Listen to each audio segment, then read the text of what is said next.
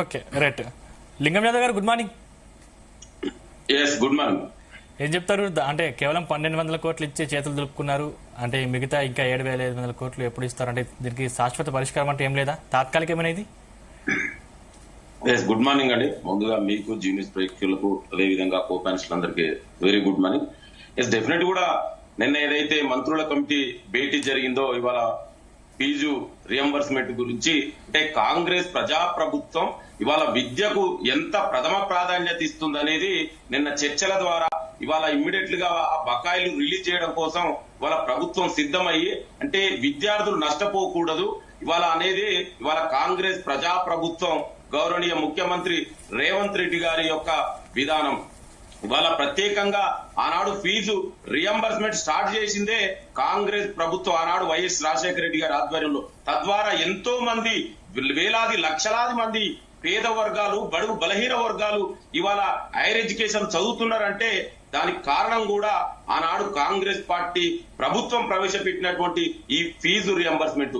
కానీ 10 సంవత్సరాలు కానీ వాటిని కాపాడాల్సిన బాధ్యత రేవంత్ రెడ్డి గారి మీద ఉంది. కాపాడాల్సిన బాధ్యత రేవంత్ రెడ్డి గారి మీద ఉంది.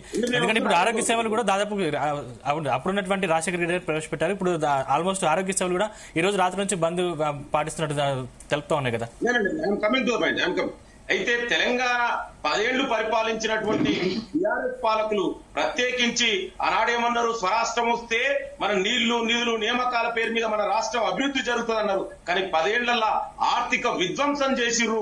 ఆనాడు మిగులు బడ్జెట్ తోటి రాష్ట్రాన్ని అప్పగిస్తే కల్వకుంట్ల కేసీఆర్ కుటుంబం అంతా తెలంగాణని ఆర్థిక విధ్వంసం చేసుకొని దోచుకొని వాళ్ళ బాటాల పంచాయతీ జరుగుతుంది తప్ప ఫీజు రియంబర్స్మెంట్ మరి ఎందుకు ఆనాడు బకాయిలు పెట్టిరండి? వీళ్ళు ఇంత 10 ఏళ్లు మేము గొప్పగా చేసినామని చెప్తున్నటువంటి నాయకులు ఇంతకుముందు విజయ్ కుమార్ గారు చెప్పారు అంటే ఎంతో కొంత బకాయిలు ఖచ్చితంగా పెండింగ్ లో ఉంటాయి. వీళ్ళు పెట్టింది కేవలం 1 సంవత్సరం మాత్రమే.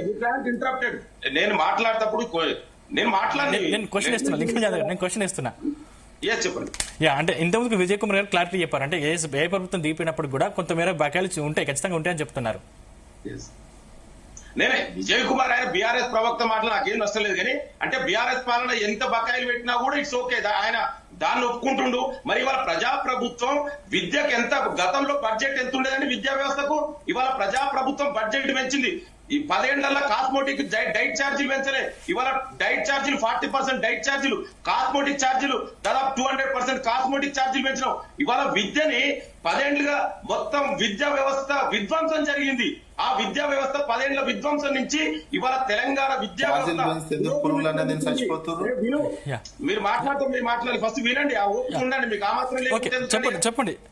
నేనేమంటున్నా, ఇవాళ ప్రజాప్రభుత్వం ముఖ్యమంత్రి రేవంత్ రెడ్డి గారే విద్యాశాఖని తన దగ్గర పెట్టుకొని విద్యని ఇవాళ, ఎందుకంటే రేపు ఈ దేశ భవిష్యత్తు విద్యార్థులు వాళ్ళ క్వాలిటీ ఎడ్యుకేషన్ అందించాలనే ఉద్దేశంతో ఇవాళ ఇంటర్నేషనల్ స్టాండర్డ్ తోటి ఇవాళ ఇంటర్నేషనల్ స్కూల్ కట్టేయడం జరుగుతుంది.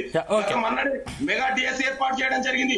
ఇవాళ అదే విధంగా యూనివర్సిటీలు అండి, 10 ఏళ్లలో తెలంగాణ విద్యా వ్యవస్థ ఎంత నష్టపోయిందంటే, నాకు తెలిసి ఒక స్కాలర్ గా ఒక్క రిక్రూట్మెంట్ జరిగిందా అండి 10 ఏళ్ల యూనివర్సిటీలో?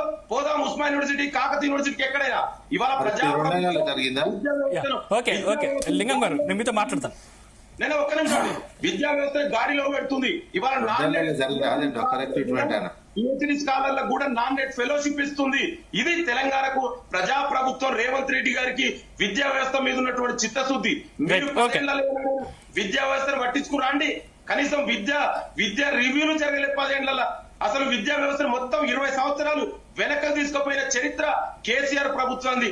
ఇవాళ ఏ ముఖం పెట్టుకొని మాట్లాడతారండి? అందుకే మాకు చిత్తశుద్ధి ఉంది, కమిట్మెంట్ ఉంది. ఇవాళ విద్యార్థులకు నష్టం జరగకూడదు, విద్యార్థుల అభివృద్ధి సంక్షేమం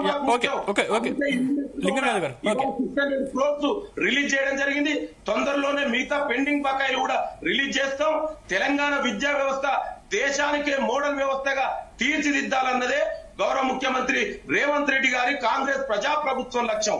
అంతే తప్ప మీలో గొప్పలు చెప్పుకోవడం కాదండి. Right Dilip, good morning. Good morning అండి.